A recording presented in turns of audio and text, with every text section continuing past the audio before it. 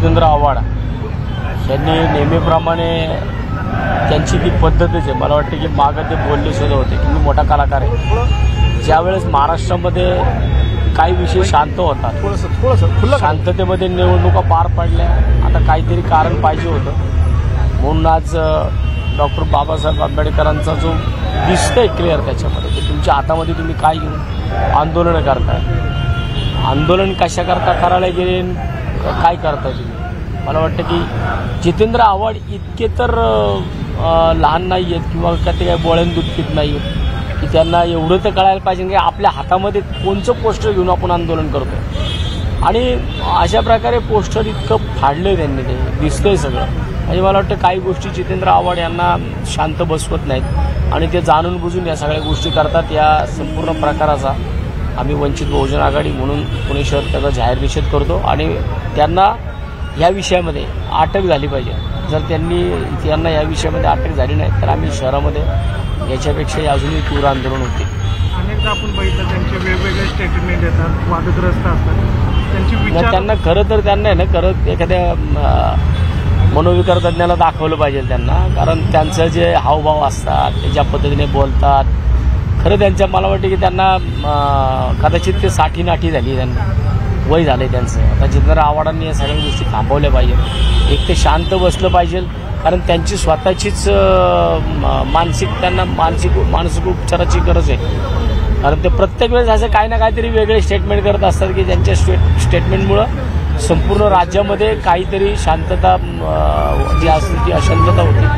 आणि मला वाटतं हे त्यांचं थांबवण्यासाठी त्यांच्यावरती कारवाई झाली. जोपर्यंत त्यांच्यावरती कारवाई होत नाही तोपर्यंत जितेंद्र आव्हाड सुधारणार नाही.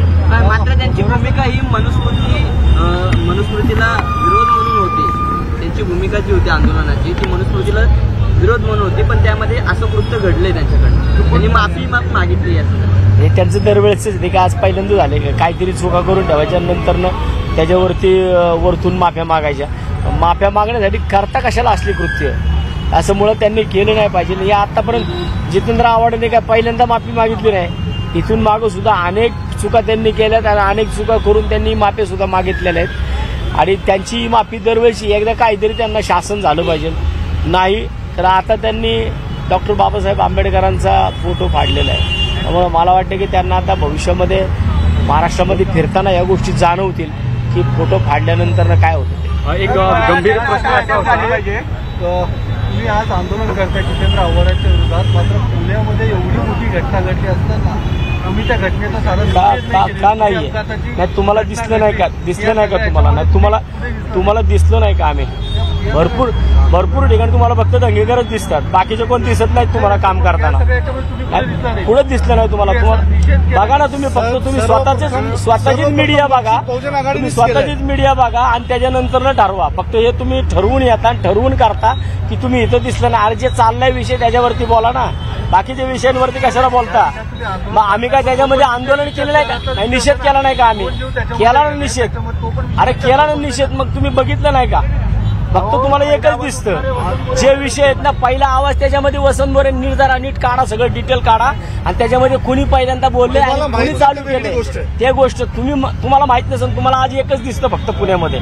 आणि ज्या विषयासाठी आलात ना, मला वाटतं त्या विषयावरती आपण बोलणं सोडून भलत्याच विषयावरती बोलताय. जितेंद्र आव्हाडांना अटक झाली नाही तर तुमचा पवित्र 100% जितेंद्र आव्हाडांमध्ये हिंमत असतं ना, त्यांनी पुण्यामध्ये येऊन फिरून दाखवावं, मग त्यांना कळेल काय होतं. पुण्यात पोलीस आयुक्तालयामध्ये दारूच्या बाटल्या सापडल्या. सामान्य माणसाला जायचं असेल तर तपासून सोडलं जातं, पण पोलीस आयुक्तालयाच्या ठिकाणी दारूच्या बाटल्या सापडणं, तुमची काय मागणी असणार? पोलीस आयुक्तालय असेल किंवा पुणे महानगरपालिका असेल, पुणे महानगरपालिकेच्या पार्किंगमध्ये सुद्धा अनेकदा दारूच्या बाटल्या सापडलेल्या. मला वाटतं की हे पहिल्यांदाच झालेलं नाहीये. कंटिन्यू या गोष्टी होतात आणि ह्या कुणाकडनं होतात. जर पोलीस आयुक्तालयात जर या गोष्टी सापडत असतील तर मग ते पोलीसच, तिथं कोण काय बाहेरचा पब्लिक घेऊन गेले का दारू? पोलीसच घेऊन गेले असते. त्यांच्या चौकशी झाल्या पाहिजे, त्यांच्याकडे सीसीटीव्ही चेकिंग केलं पाहिजे की हे नक्की कोण करते. आणि ऑलरेडी पोलिसांच्या या सगळ्या विषयावरती अतिशय संशयास्पद संपूर्ण पुणे शहरामध्ये वातावरण झालेलं आहे.